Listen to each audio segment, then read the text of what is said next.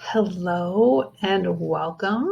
Today we are going to be discussing diet culture, body positivity movement, and the 10 principles of intuitive eating. Again, thank you for coming.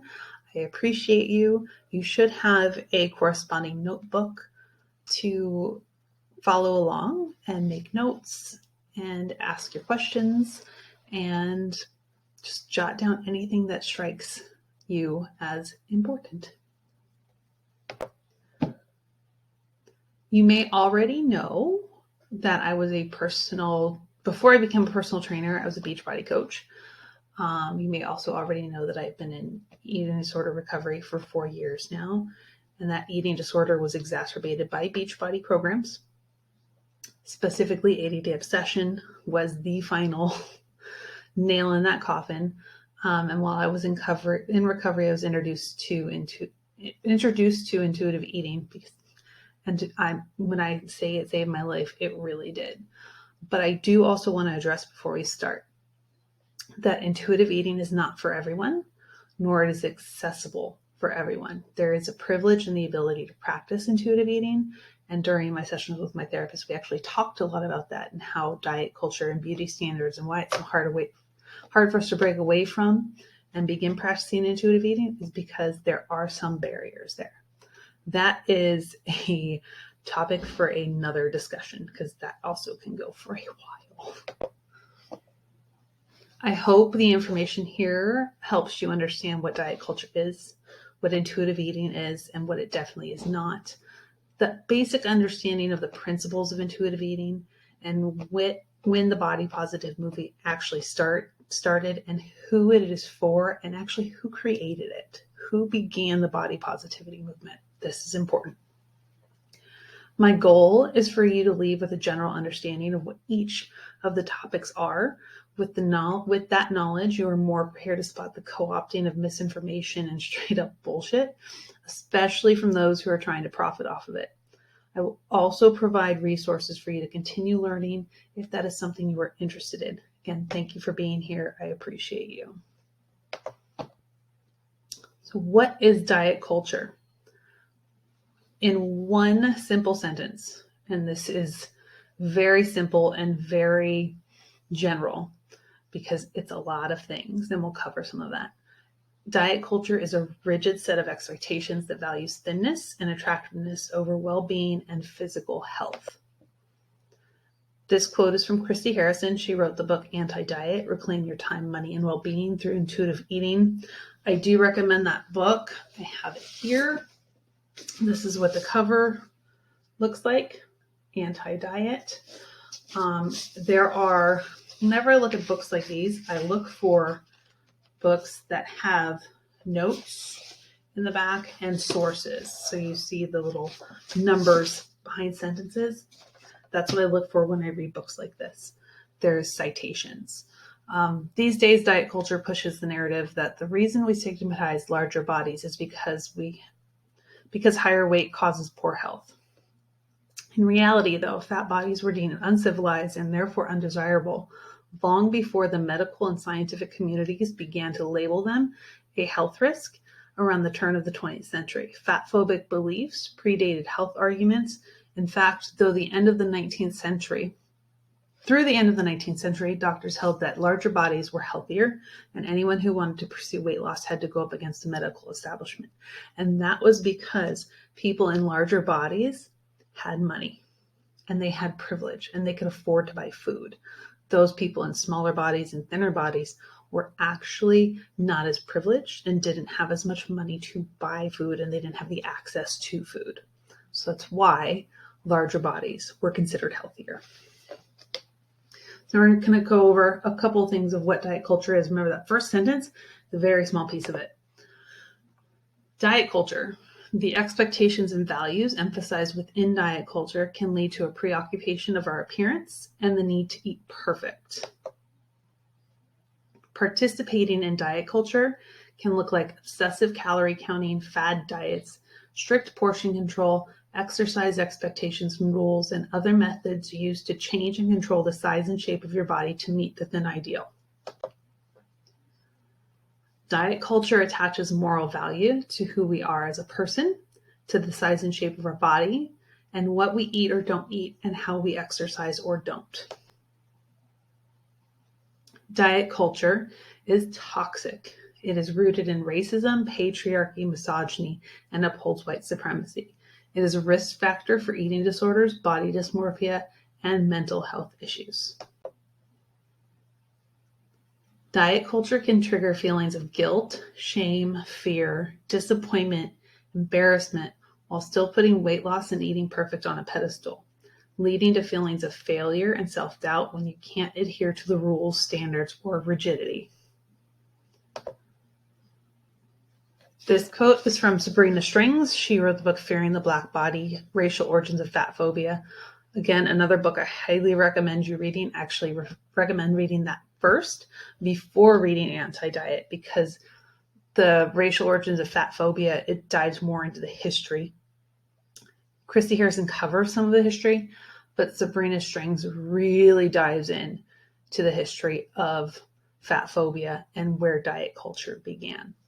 So the legacy of Protestant moralism and race science as is related to fat and thin persons loomed large. Indeed, many early to mid-20th century physicians relied on moral and racial logics to rail against any persons deemed too fat or too thin. But over time, a growing number did so specifically and exclusively to condemn fatness.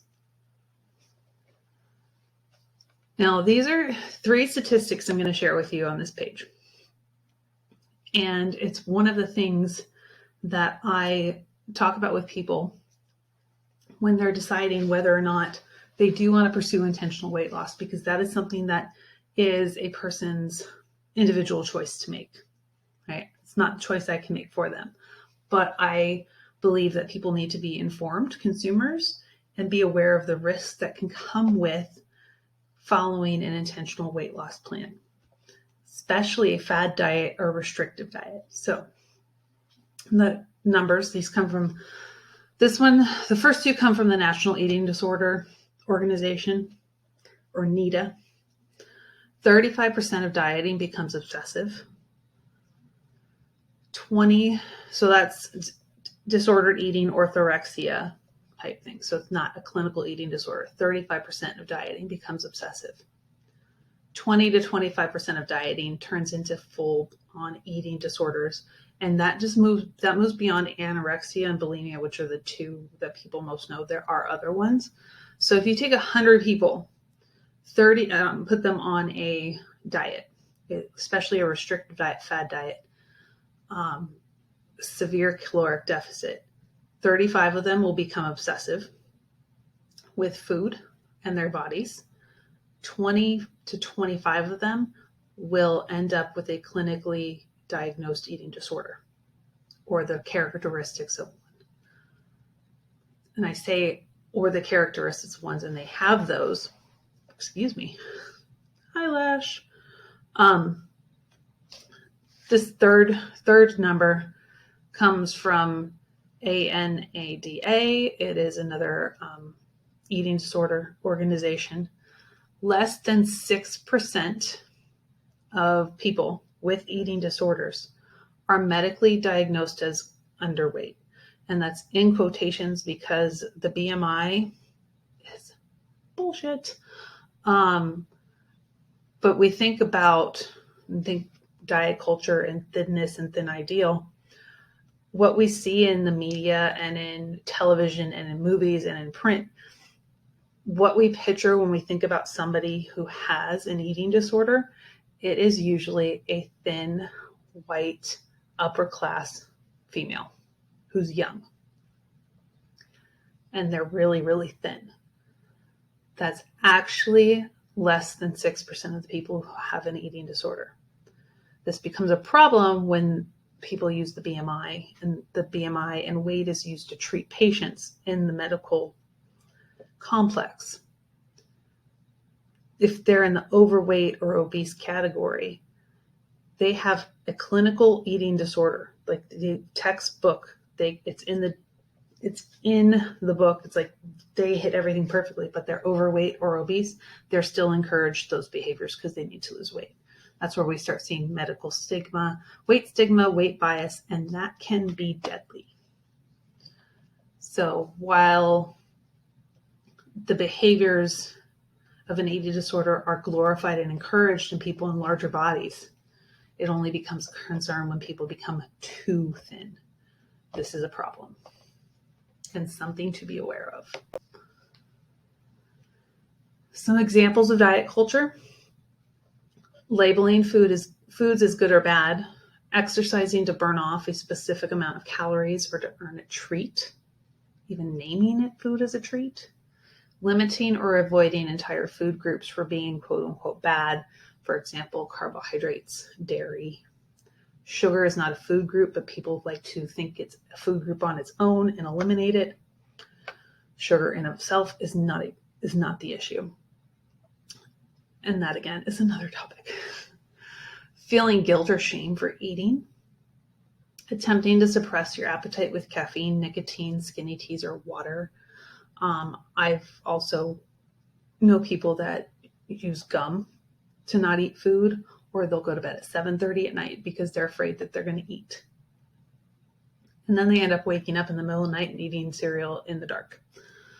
Avoiding certain social situations to avoid eating the food that is there, or what I didn't put on here, bringing in your own Tupperware of food instead of partaking in the offerings that are whatever the social situation has out on the table.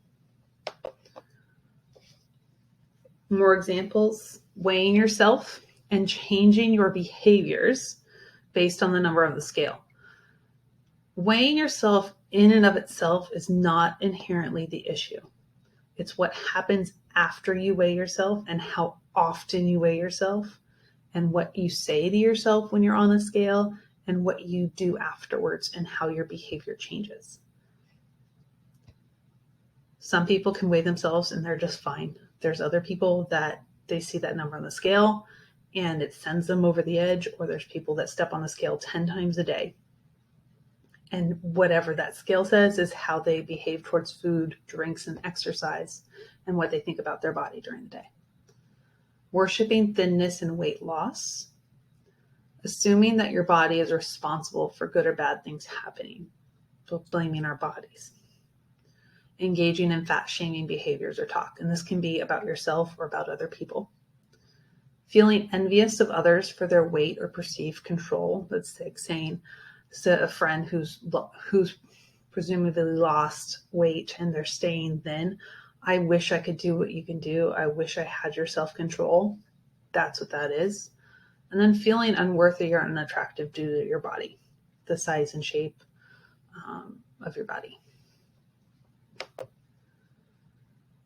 Here are some book recommendations. We've already seen one of them at the bottom. Over there. Anti-Diet by Christy Harrison, Fearing the Black Body by Sabrina Strings, More Than a Body by Lexi and Lindsay Kite. I do not have my copy next to me. Happy Fat by Sophie Hagen. I listened to that one on Audible. The Body is Not an Apology by Sonia Renee Taylor. This one also has a workbook that goes with it that I recommend, but I also do not recommend starting with this. It's intense. I would, if you're looking to work on how you feel about your body and your body image and your relationship with your body, start with More Than a Body and then move on to this one. Because again, this one is intense and it is a hard one, especially if you do the work associated with it. And what we don't talk about when we talk about Fat by Aubrey Gordon, also listen to that. I listened to that one on Audible, and she does have a podcast called The Maintenance Phase, which is amazing if you're not already listening to that. And Women Don't Owe You Pretty by Florence Given. I've also listened to that one on Audible. So those are the book recommendations I have for you. And they're great places to start. And some other resources, like Instagram accounts, The Body Love Society. My name is Jessa Min. At The Nutrition Tea, at foodbody.peace, at Anti-Diet Fatty, at Hannah Talks Bodies, and at Find Food Freedom, and at Feel Good Dietitians, another one that Feel Good think it's Feel Good Nutrition. I don't remember right now. I should have put it on here. But what you want to look for when you're looking at Instagram accounts is if they talk about health at every size, if they talk about intuitive eating, and if they're a professional, like a registered dietitian or a therapist, they are either intuitive eating certified counselors or they're working on getting the certification. And if you're looking at coaches like myself or trainers, again, you want health at every size aligned and somebody who actually has read intuitive eating book, practices intuitive eating, and even better would be someone who is an intuitive eating facilitator. Now, to get the facilitator certificate and the counselor certificate, we do the same education. The only difference is your degree, whatever your college degree was. And for personal trainers, it's who you have your personal training certification through. So for me to be called a certified counselor, I would have to have my personal training certification through the Academy of Sports Medicine. I have mine through ACE, through Brookbush Institute, and through NCSF, which is the National Strength and Conditioning Association. NCSA, sorry, not NCFF. I was thinking about that one. So that's the only difference between seeing facilitator and counselor is the educational background and certification as a personal trainer. Otherwise, we get the exact same, we have to go through the exact same certification process. And I'm 3/4 of the way through. As much as we may not like it, diet culture is an ongoing problem in our society, and it is not going to go away. With the weight loss and wellness industry bringing in about $72 billion plus a year, that's from 2019. It's gone up. It's not going to go away anytime soon. But the more we are able to call it out, and if you're not comfortable calling out, at least you recognize when it's present and happening, and then we can reflect on how we may be participating in it intentionally or unintentionally. That's how we start bringing more awareness to it, and we can start affecting change. I need the drink. If you haven't tried this blackberry bubbly, it's delicious. So next, we're going to discuss very briefly what the body positivity movement is, because I am not the person to actually teach you what it is and how to advocate for it. Like, I can support and I can be an ally and I can lift up other people's voices, but I am a privileged, non-disabled, basically thin. I pass as a thin white woman. This movement, the body positivity movement, is not for me. It's for me to help amplify other voices, like Sonia Renee Taylor. The body positivity movement is a social justice movement that began as the fat liberation movement in the 1960s. The fat liberation movement wanted equal rights for fat people, but not all fat people. BIPOC and the LGBTQ community were left out of the conversation. So this is where the body positivity movement becomes an offshoot. It was created by and for people in marginalized bodies that do not fit the ideal beauty standards of our culture.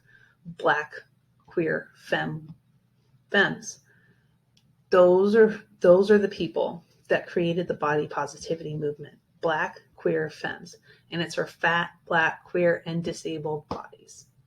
But it also does include other people. But the focus needs to be on the marginalized bodies of society that don't fit the ideal beauty standards. And when I say that, it really doesn't include white women or white men, because around 2012, social media influencers began to use body positivity hashtags and body positive hashtags, and corporations and magazines jumped on the bandwagon to make money.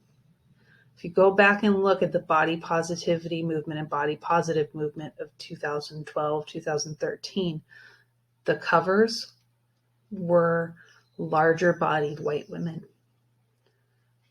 Fat, black, queer, disabled bodies were left out, and that's who the movement was created by and who it was created for. So it was co-opted, became diluted and whitewashed. And it also began to shift towards women who were in socially acceptable bodies, showing themselves in bikinis on the beach. Anybody remember Rachel Hollis? That post on the beach, so it was like center skyrocketing with followers. And I want to make very clear that having a positive body image is something that we all deserve. And I actually strive for body neutrality for 95% of the time. But body positivity is not the same thing as a positive I can't say it, positive body image. Because remember, the body positivity movement is a social justice movement. If you have any questions, take the time right now to pause, write them down, and feel free to email me and ask. And if I have the answer, I will answer. And if I don't have the answer, I will say, you know what, I'm not sure. Let me find out for you. Or I will guide you to a resource that can give you the answer you're looking for. So pause now, write down some questions, and now let's move on. What is intuitive eating? So we're going to cover the 10 intuitive eating principles right now. I'm only going to touch on a very small portion of each principle. I need you to understand that intuitive eating is extremely nuanced. There's a lot of moving parts to it. And what I'm sharing with you here is just a very, very small portion of it. If you do want to learn more, I highly recommend getting the book and reading through it. Following Evelyn Tribole on Instagram. She's not very active on there now, but there's a lot of resources on that Instagram page to learn from. Start following intuitive eating dietitians, intuitive eating coaches, and even just people who practice intuitive eating, preferably women and men in larger, non-socially acceptable bodies. Okay. What is intuitive eating? So this is the fourth edition of the book. Right here, it has the green and yellow cover. So they made some changes from the third edition, but it's the fourth edition of the book.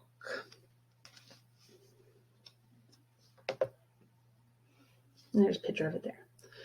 Intuitive eating is a weight-neutral, evidence-based self-care framework. Again, I want you to write that down. It is an evidence-based self-care framework. It is not a diet and is not meant to be used for weight loss, period. End of story. It is a self-care framework, and it was created by Evelyn Tribole and Elise Resch in 1995. So intuitive eating has been around for lots of years. I can't do math right now. 27 years. Okay. Currently, there are over 140 studies to date supporting the positive changes that can happen with intuitive eating. And there is also a validated assessment scale, and it's based on 10 principles. These are not rules. They are not guidelines. They are just principles, and people will interpret them and use them differently based on what they need to work on to heal their relationship with food in their bodies. Okay. These principles focus on honoring physical and mental health by learning to listen to and honor our bodies to meet our physical and psychological needs. Okay, that's important too. So self-care framework It's to honor our bodies, to meet our physical and psychological needs. It looks at the whole person. Okay, it's not just nutrition and fitness. It's the whole person. Intuitive eating is not a diet. We do not count calories, do not count points or macros. There's no measuring food in colorful Lego containers. There's no time window to eat. Recently, Gwyneth Paltrow released a book called Intuitive Fasting. There is nothing intuitive about fasting if you aren't allowed to eat until a certain time of day and you aren't allowed to eat after a certain time of day. That's not intuitive. I see people out there with titles they've given themselves as intuitive macros. If you are counting or tracking anything, that is not intuitive. That's not intuitive. It is juxtaposed of what being an intuitive eater actually is. So if you see a health professional, a coach, either a trainer, like a life coach, let's say, using intuitive eating and the language of intuitive eating to promote weight loss, run the other way. Okay. Under the framework of intuitive eating, you are the expert in you. Only you know your hunger and fullness. You know the foods you enjoy, your experiences and your thoughts about the food. It's about you. It's about creating a self-empowerment on your terms. No ifs, ands, or buts about it. It is about you. And if you're working with someone to move to becoming more of an intuitive eater, it needs to be about you and your experiences, your foods, and your body, not them. So these are the stages that happen when you become when you start intuitive eating. And so there's 5. And it's important to note that there are the stages because every person's going to look different. And you may find yourself moving back and forth between them because it's a normal part of the process. It is not a straight line to get from readiness to the final stage. But we need to also remember that there is no failing in intuitive eating. So you may go from readiness to exploration 5, 6, 7 times before you get to crystallization. And there may be a point where you go back up to readiness. There's no wrong or right way to do this. There is no failing. There is only being curious and learning. So readiness is where most people begin. That's hitting diet bottom. You're tired, you're frustrated, you're angry, you're exhausted, you've developed a negative relationship with food in your body. You have no idea what it feels like to be hungry, and you don't know what it feels like fullness feels like. And you're starting to think about a new diet, but you just can't do it anymore. You are done. That is readiness. You're done. Screw this. I'm out of here. Exploration is the unlearning and relearning phase. It's about getting to know yourself again, to trust yourself. It will be scary. It's the scary one because it's challenging and you really have to dig deep and address some stuff. Lots of questions you're going to overthink. And that's why going in between exploration and readiness and sometimes starting into their diet before you go back again happens. It's part of the process and it will be different for everybody.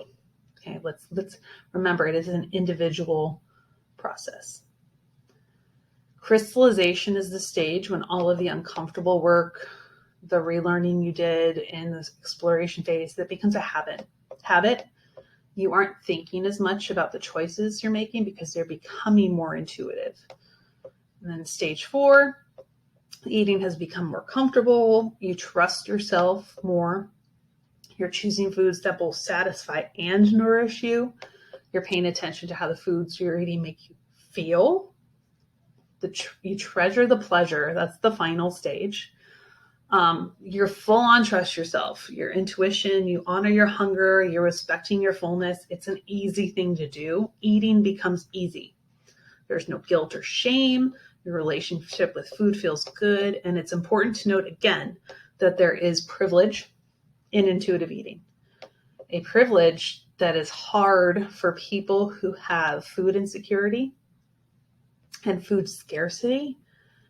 They really can't, we have to be careful with that, because if they don't have access to all of the foods, if they don't have the money for some of, to buy all of the foods that they want to buy, we have to acknowledge that there's a privilege in this. Principle number 1, reject the diet mentality. Throughout the diet books and magazine articles that offer you false hope of losing weight quickly, easily, and permanently. Get angry at diet culture that promotes weight loss and the lies that have led you to feel as if you were a failure every time a new diet stopped working and you gained back all of the weight. If you allow even one small hope to linger that a new or better diet or food plan might be lurking around the corner, it will prevent you from being free to rediscover intuitive eating.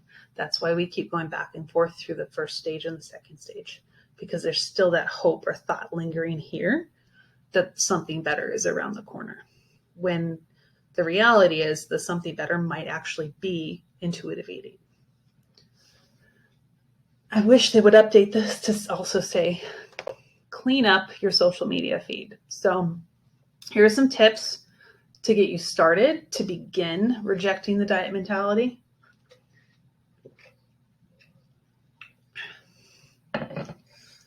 Reflect on how you participate knowingly or unknowingly in diet culture. Stop labeling food and behaviors around exercise. Stop labeling food and behaviors around food and exercise. You don't have to earn your food. There's no good food, there's no bad food. Okay. We're done engaging in fat shaming behaviors or talk about yourself or others. Just don't comment on people's bodies. Clean up your social media feed. Get rid of any account that doesn't make you feel good about yourself. You can block, you can mute, you can unfollow, you can, ignore them. But if they make you start questioning yourself and make you start looking at your body and start going, oh, I wish I looked like them, it's time to clean up that feed. Just say no to crash and fad diets, and say no to no promised quick fixes. We want lasting change, and to affect our overall health, sometimes all it takes is a glass of water in the morning. We don't have to make big changes and do a giant overhaul of what we eat and how we move to have positive health outcomes. You can begin the journey of becoming an intuitive eater. Again, this is not for everyone. The best way to make that decision is to talk to people who are intuitive eaters and to read the book. Make movement meaningful to you on a daily basis. Make goals that are not body size and shape related.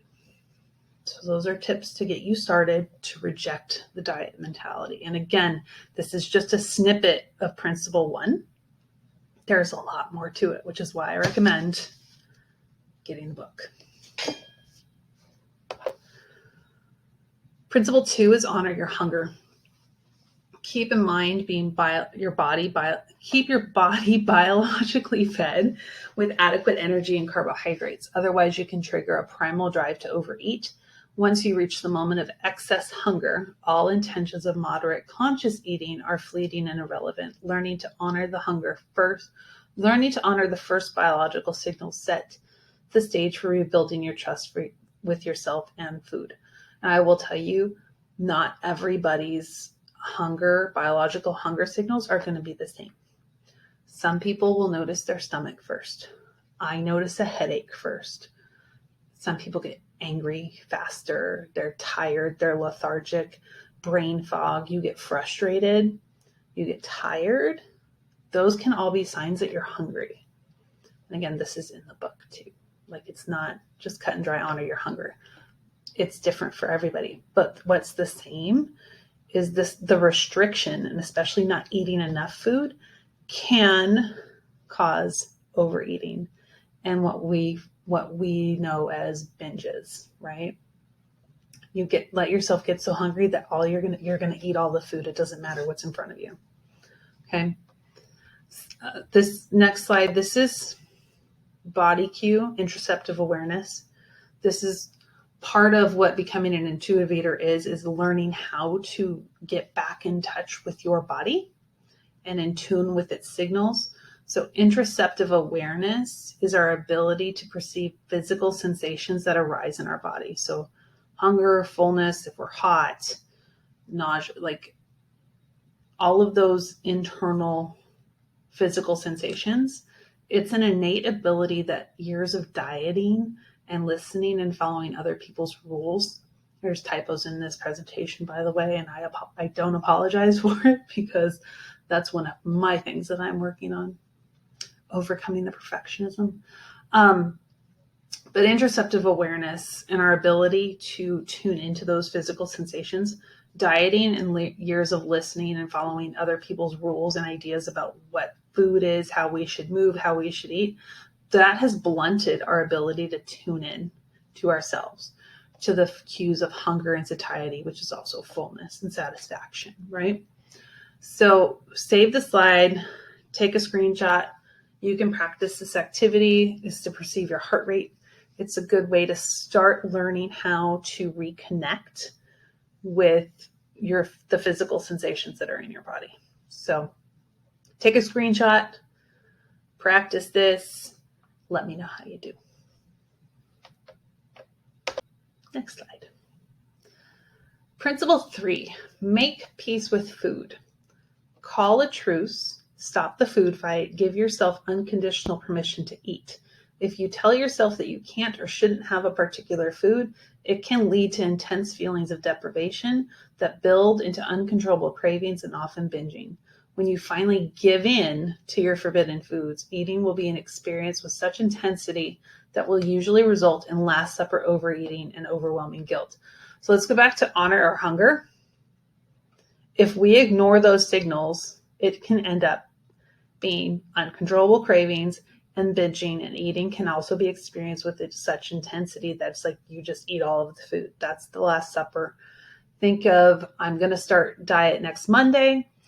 And this weekend, I'm just going to eat everything and anything I possibly can. That is the Last Supper mentality. I'm never eating this food again. I'm going to eat it all now.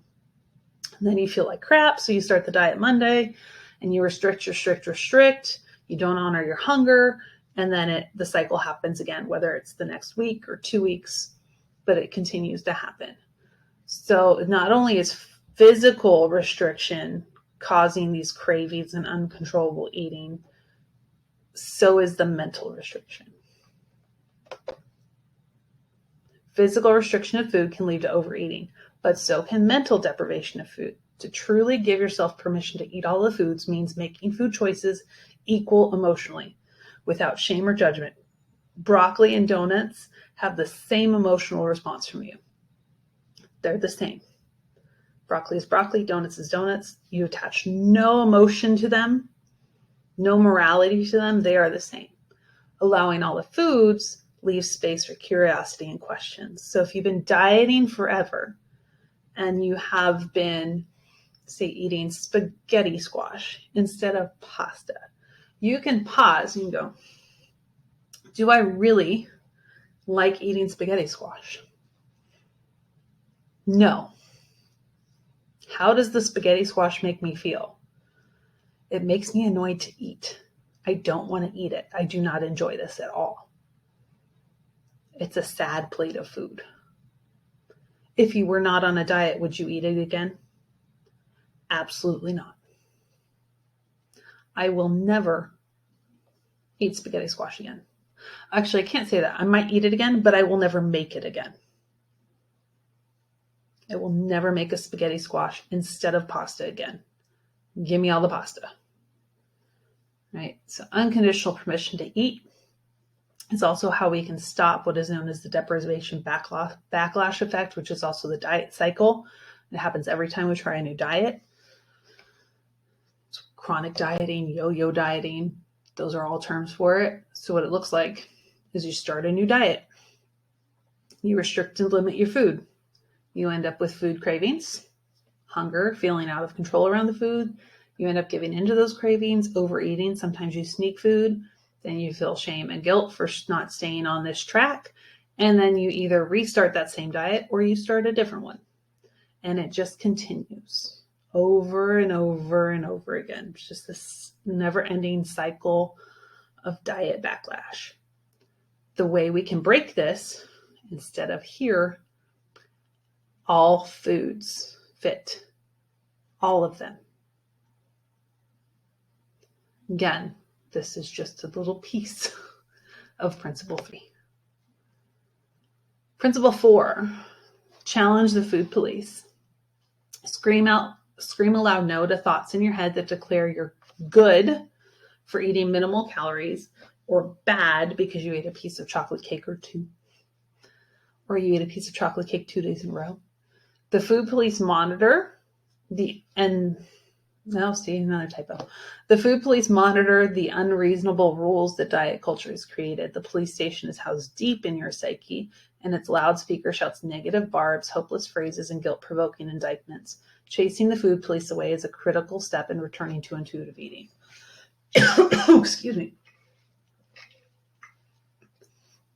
The longer you have been dieting, the deeper the food police are in your head, and the harder it's going to be to chase them away.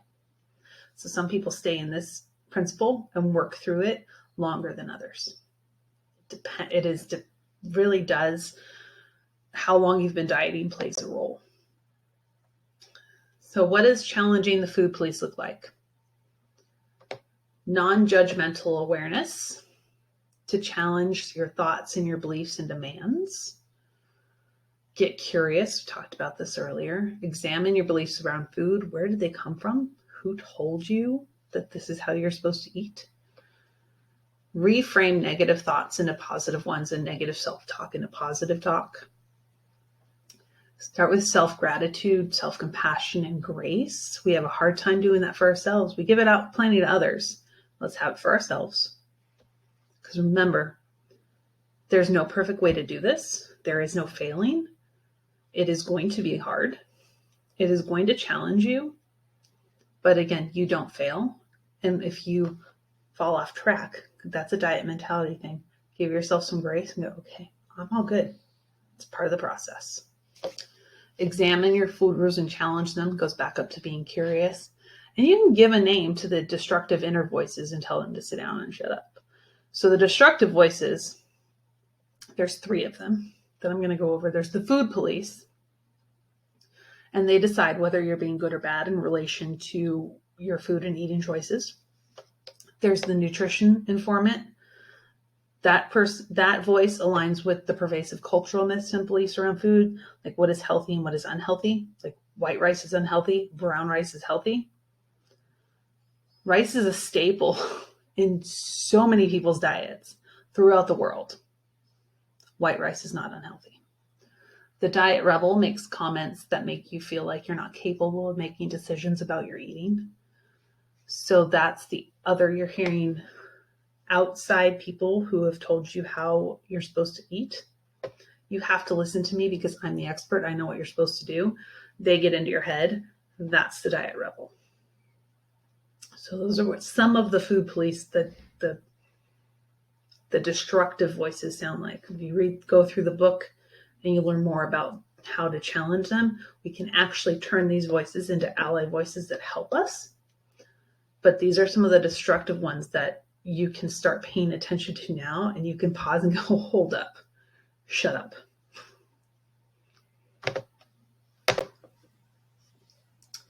Principle 5, discover the satisfaction factor.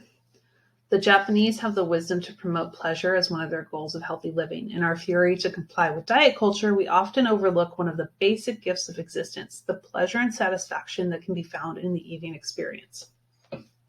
Pause on that for a second. I've been talking a lot lately. Water feels good.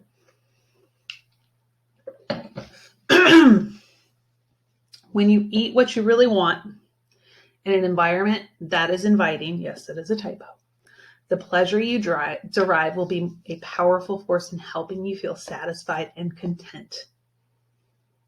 Okay. When you eat what you really want in an environment that is inviting, the pleasure you derive will be a powerful force to help you feel satisfied and content. Satisfaction is the center of intuitive eating. It's at the center. All other principles connect to satisfaction. If you are not satisfied with what you are eating, then it becomes a negative experience. And we don't want it to become a negative experience, because then it could start affecting how we view our bodies, how we view exercise, how we are in relation to other people. Satisfaction is the center of intuitive eating. Choose the foods you really want to eat. You really want to eat that nourish your mind, body, and soul. It's not just about eating for health. Okay. All foods fit. Give yourself unconditional permission to eat all the foods you really want. Principle 6, feel your fullness. So we've already learned how to tune into our hunger. Then we work through challenging the food police, allowing ourselves permission to eat all the foods. We're starting to understand how to discover satisfaction with our eating. Now we start diving into our fullness and our satiety. So in order to honor your fullness, you first need to trust that you will give yourself the foods that you desire, which is why unconditional permission to eat is first. Listen for the body signals that tell you you are no longer hungry, and observe the signs that you're comfortably full. Pause in the middle of eating and ask yourself what is your current hunger level is. Okay, pauses are good in intuitive eating, because that means you're checking in with yourself. You're not checking in with rules, you're checking in with how you're feeling. It's not about, I'm only allowed to eat this much food. It's, okay, I'm still eating. Am I actually still hungry? Am I getting full? Am I satisfied? Right? And there are some barriers to experiencing fullness, and dieting is the number one barrier to knowing when you are feeling comfortably full.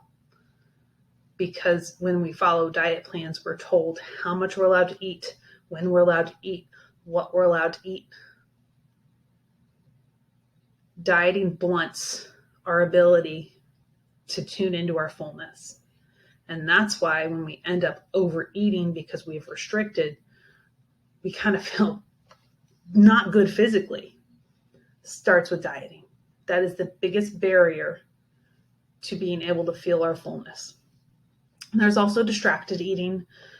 If you're sitting on the couch at night, Netflix and chill, just popcorn. It happens. It's normal. There's nothing wrong with it. But if you start noticing you're doing it a lot and you're like, I don't feel good doing this, you can think of ways to not sit with a big bag of popcorn on the couch. Just make yourself a bowl. But at the same time, make yourself a bowl and be like, I finished that. I'm still hungry. I'd like some more. You can always go and get more. Put your phones away at the dinner table, eat sitting down, quiet, no TV. And again, distracted eating, because this is so individual, is going to look different for everybody. We eat with the TV on. Usually it's a baseball game, or The Big Bang Theory is on sometimes, but we have the TV on. And for some people, it's okay. But for other people, it's not. It's a distraction, and it takes them away from actually tuning into hunger cues. Last one that I'm going to share is the Clean Your Plate Club. How many times were you told when you were younger by any adult, you have to clean your plate before you can have dessert? Or really, you're not going to eat all of your food? There are children starving in Africa. You don't have to clean your plate if you're full. That's why we pause and check in. You can leave food on your plate. You can leave food on your plate. Principle 7, cope with your emotions with kindness. First, recognize that food restriction, both physically and mentally, can in and of itself trigger loss of control, which can feel like emotional eating. We've talked about this already. Physical and mental food restriction is physical and mental, and it's what causes loss of control, and it can feel like emotional eating, and it can feel like you're addicted. You're not. Find ways to comfort, nurture, distract, and resolve your issues. Anxiety, loneliness, boredom, and anger are emotions we all experience throughout life. Each has its own trigger, and each has its own appeasement. Food won't fix the feelings. It may comfort them for the short term and distract from the pain or even numb you, but food won't solve the problem. Ultimately, you're going to have to deal with the source of emotion, and there's how you do that is totally personal, up to you. But on the next slide, we'll cover just some tips you could do every day, but sometimes it's going to involve therapy. I know access to therapy, not everybody has. So they're having other tools besides food. What can those be?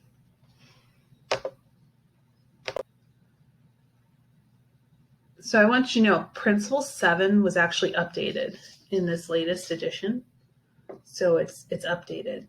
Before, it was cope with your feelings without using food to cope.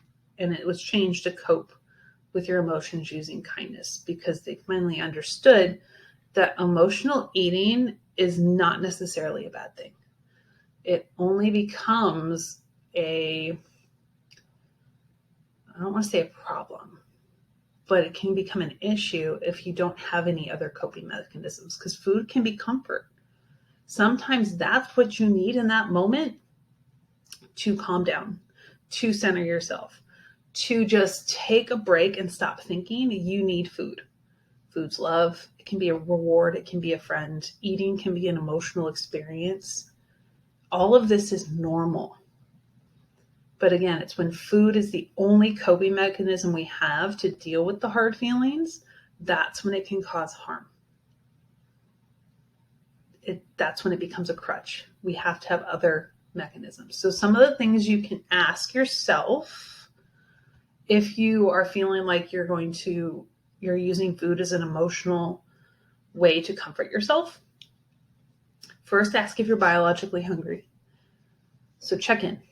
Am I hungry? And the answer is either going to be yes or no. And it might be, I don't know.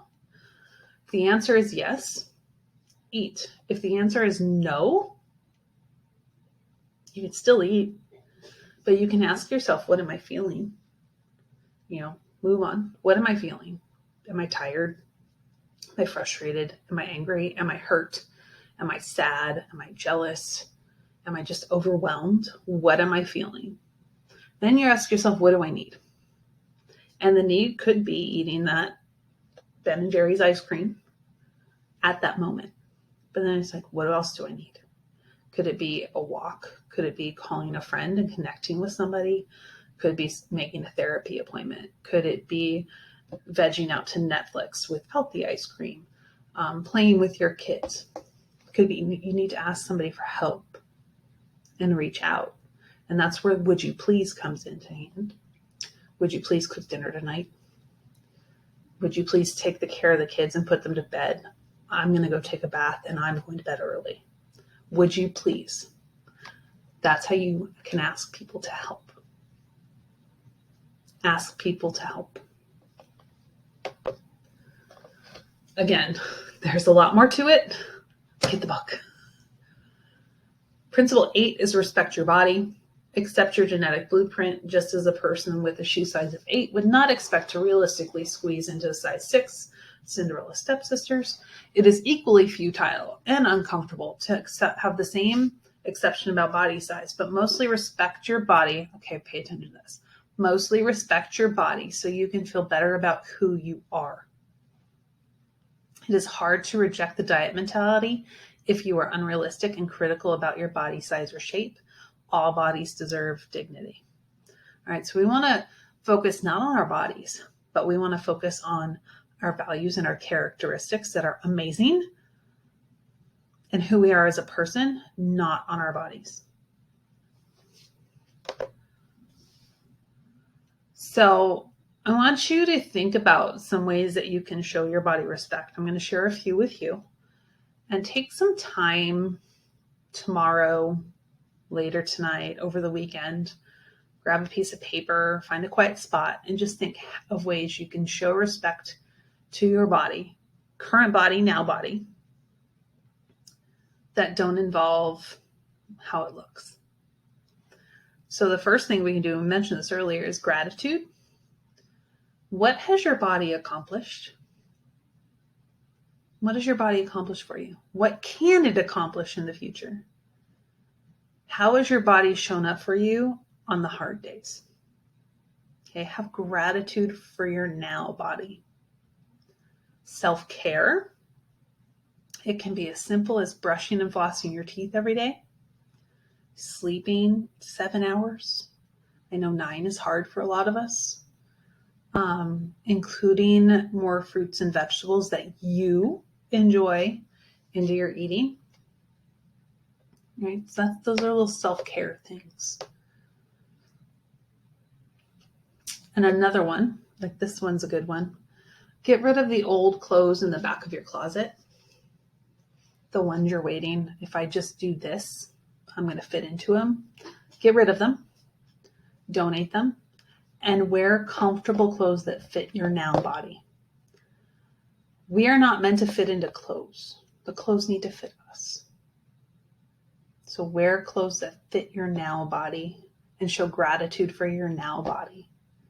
And find the smaller self-care ways that you can take care of your now body. I hope it makes sense. And I would love for you to share with me the ways that you think you can show your body respect, your now body respect. Email me, message me. I'd like to start making a list of more things.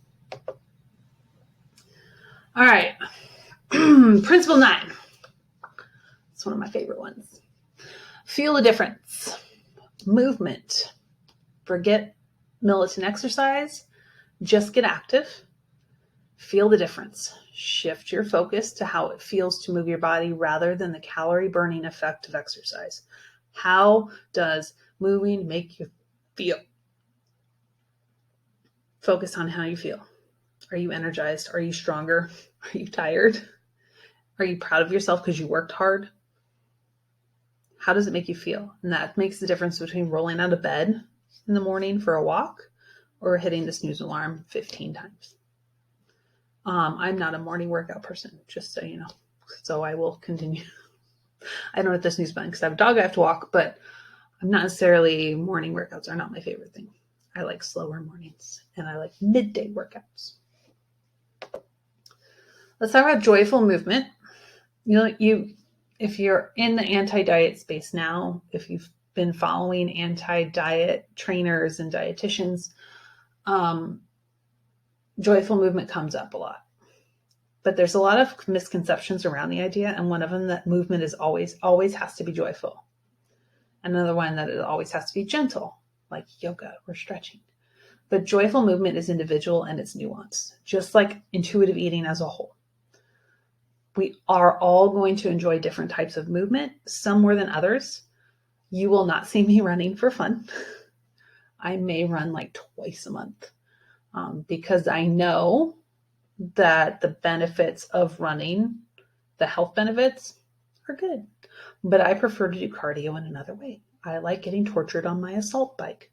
Not a spin bike, assault bike. 10 minutes and I'm done. But if you get me on the mat for some Krav Maga or karate, punching and kicking and throwing, that's fun for me. Other people might not like it. Some people like to run ultra marathons. More power to them. Not my thing. But we also have to let go of the idea that movement, exercise, training, all different things, always has to be joyful or we're doing it wrong. There are going to be days when whatever you are doing is just going to suck. It's something you like to do, but it's just not joyful on that day.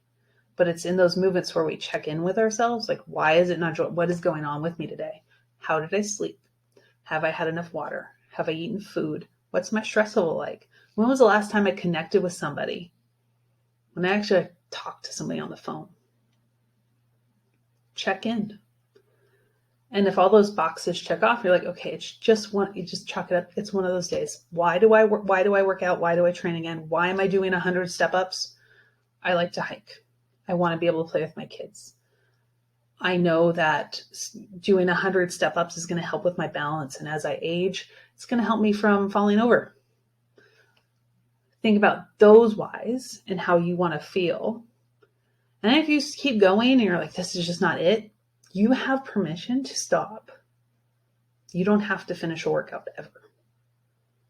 And you just come back to it the next day or in a day. Take a rest. Go for a walk. Do some of your favorite stretches instead. I hope that makes sense. Principle 10. This is the last one that we're going to cover. And it's one that you will not hear opponents of intuitive eating, the people that are critical of intuitive eating. They usually stop at principle 3, which is, give yourself unconditional permission to eat all the foods. They don't move beyond that. Or they have turned intuitive eating into the hunger fullness diet. Again, nuanced. It's more to that. You rarely ever hear anyone speaking out about intuitive eating mention principle 10, which is honor your health with gentle nutrition. Yes, nutrition is an aspect of intuitive eating, but it's the last principle for a reason. Make food choices that honor your health and taste buds while making you feel good. Remember that you don't have to eat perfectly to be healthy. You will not suddenly get a nutrient deficiency or become unhealthy from one snack, one meal, one day of eating, even 1 week of vacation, 1 month off. It's what you eat consistency over a long period of time that matters. It's progress, not perfection, is what counts. And I really hate that diet culture has stolen that from us. They've co-opted that. And I hate saying it because sometimes it makes me go, ugh, yuck. But let's go back to remember you don't have to eat perfectly to be healthy. There is no track. There's no track you're on. There's no wagon to fall off of. There's nothing to get back onto. There's no restarting on a Monday. It just is. You're just living your life. Intuitive eating is living. There's no tracking, right? There's no, I got to do this again Monday. Oh, I didn't do this, so I need to double up my workouts next week, or I need to eat less tomorrow because I ate 2 hamburgers last night. There's no such thing as perfect in order to be healthy. So why is this the last principle?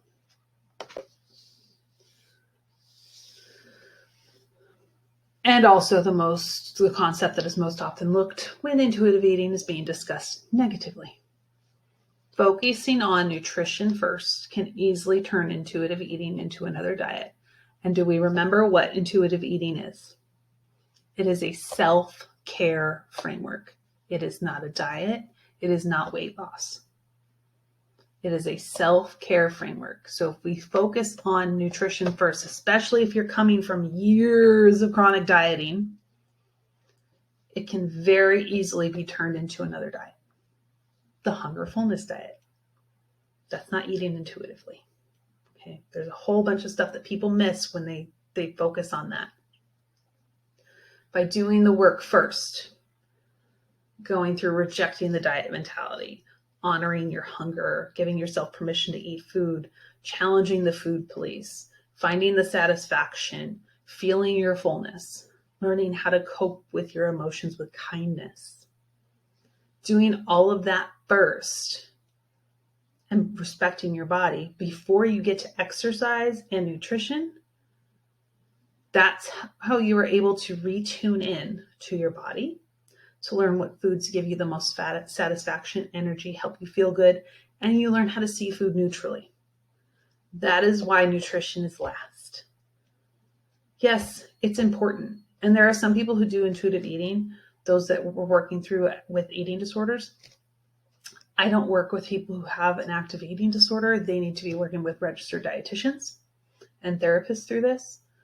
But for people who are just struggling with their relationship with food, maybe have a history of disordered eating, which is dieting is disordered eating, the fad diet's no restriction. and they are okay talking about more specifics with nutrition, we dive into more specifics. Others, we just kind of do general information, right?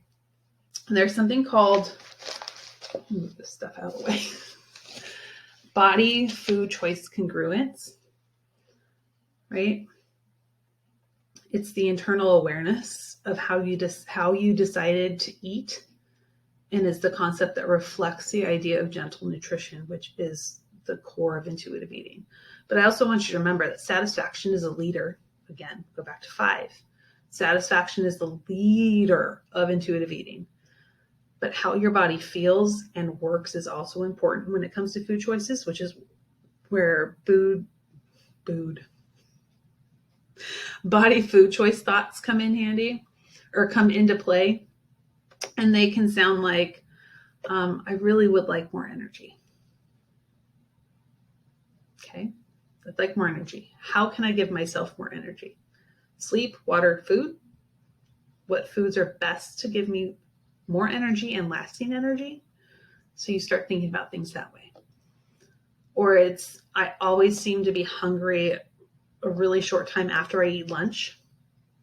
What food choice can I make at lunch that keeps me satisfied and fuller longer? What can I add? That's always a thing I encourage people to ask. What can I add? Right? I think I need to start eating more vegetables. What can I add? Where can I add them? And it can just be an extra 5 carrots, like baby carrots, as a snack when you get home from work.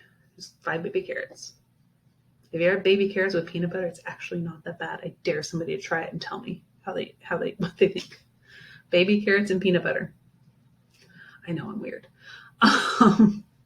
Another one would be like you get back home from vacation. You've been gone for like a week and you get home and all you're really craving and wanting is a really big, fresh, crisp, cold salad. And you're like, who am I?